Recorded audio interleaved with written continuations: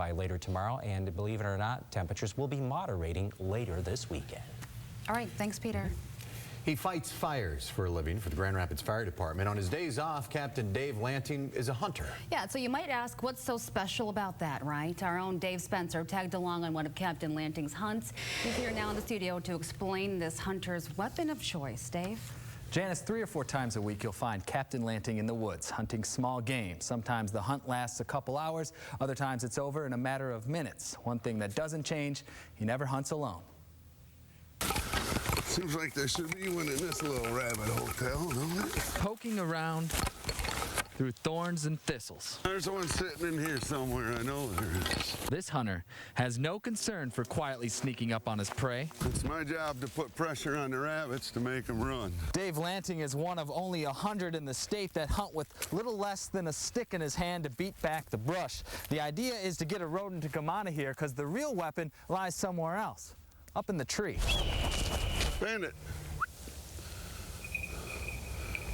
Coming in.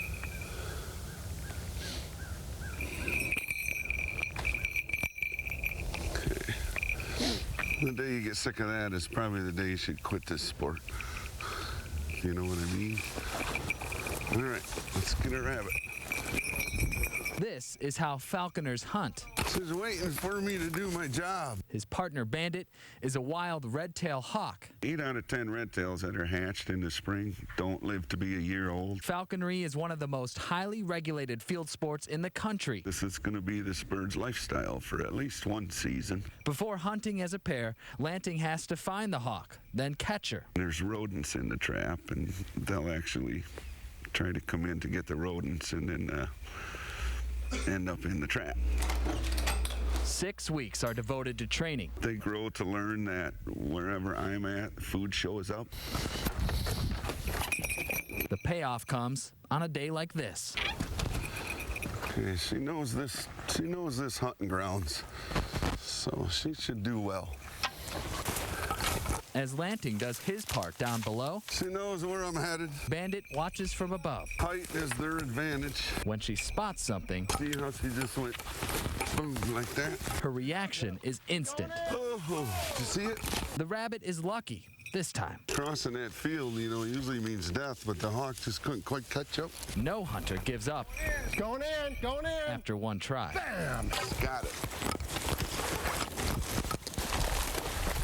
Nice job, Bandit.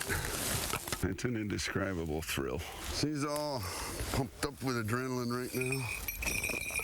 Hunting is more than a hobby for a falconer. I get to be out here and take a front row seat and watch God's creation at work. After rabbit season's over, They go back to wild within a week. but for Bandit, there's much more at stake. If anything, the hawks we trapped, odds are it was going to be one of those 8 that wasn't going to live to be a year old. With the falconer's help, wild birds like Bandit can continue to hunt well after the season's over. That's how you measure a successful hunt, if you come home with a bird.